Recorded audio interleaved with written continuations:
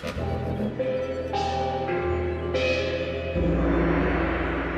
great value of this, for a start, is 6 new pieces by 6 high-profile living composers, and adding to the canon of music for ensemble, and that's a wonderful thing.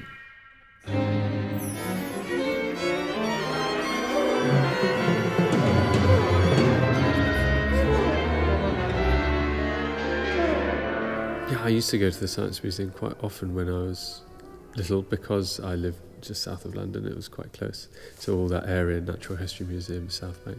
Well, when I was first taken round the Science Museum by Tim Boone, it was the English mail coach that I saw in the Making the Modern World exhibition. It really caught my eye.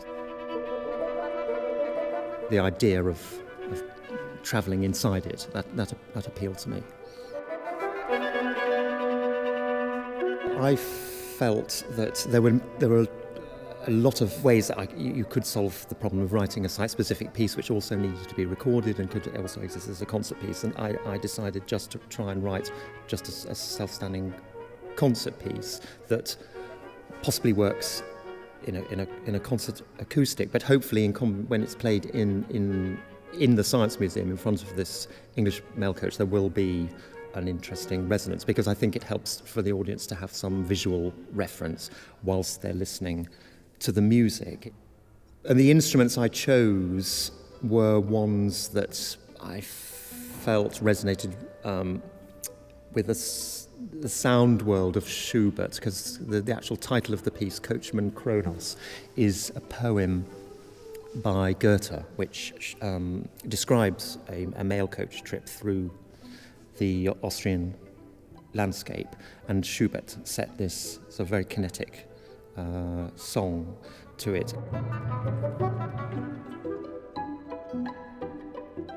Music is a science as much as an art, and will inevitably develop with science. I mean, new instruments will be made and people will use computers and things.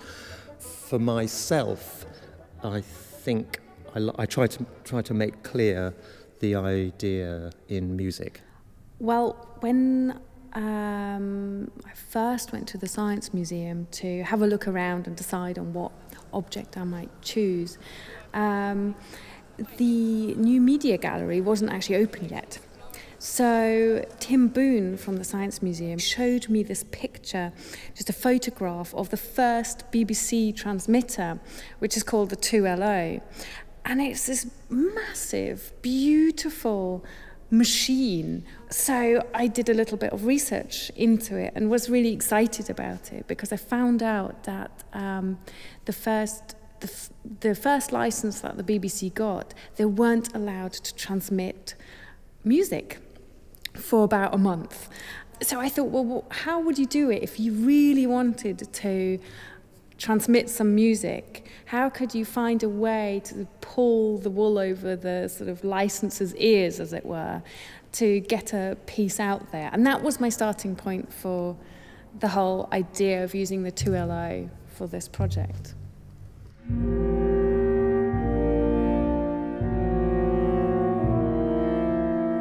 I contacted the BBC and went through some really old archive recordings, the first archive recordings that they have, and they're really funny. I mean, it's really interesting because they sound so different, the voices sound so different, and sometimes you think they're just joking, but no, it isn't. It's really, it's how they spoke then. The studio was very small. The players were so crowded together that several had to sit on the piano and 2 on the announcer's table. So I went through all of that and found some things that I liked and enjoyed, and they found themselves into the piece, so that there's a direct link with the material that the transmitter would have transmitted and the piece itself. Well, my sort of dominant memory of the Science Museum from my previous visits there was always the image of the flight gallery. It's this sort of space that is so distinctive, with all of these planes and balloons and models and things all just hanging from the ceiling, and this enormous wall of airplane engines, and just even the light in there is kind of a bit strange and really particular, and So when I thought of the science museum, that was the image which sort of came to my head. It's not so much when they're short notes. Yeah. That's not such a big issue. It's in this section of the end where you sort of sit on them for a long time. Because you got the resonance, exactly. Whatever. And actually, even though you can't really hear it, those notes are in tune with things that are happening there, even though they're like octaves down. So when you do lock in, it's sort of, you can hear it. Yeah, I'm hoping that the piece is going to really focus people in on the one particular object that I'm thinking about, which is this statue of R.J. Mitchell, this Welsh slate statue. Just for the placement of the players right in front of it, but also that just from being a really loud, sort of overwhelming piece, that it's going to kind of literally resonate throughout the gallery.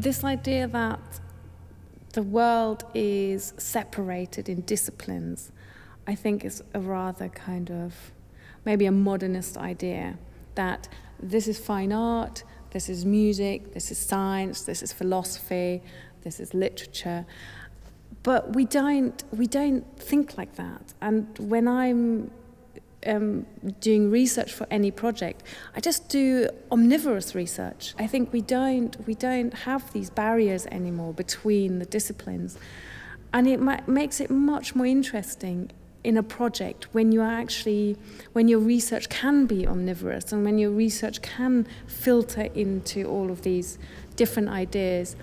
So definitely science or other disciplines have a lot to give to an artist who's working on a project. I think that when you talk to people in other art forms and even other genres of music, they're always really surprised about the kind of documentation that happens with contemporary classical music, i.e. how little gets recorded. The majority of people are going to hear music first on a recording, and hear it most on a recording, and hear it again on a recording. So projects like this, which put the recording at the center, are really interesting, a really great way of doing things, because you know that you have this document, this one sort of tool that you can use to reach a wider audience and to really get people interested in your work.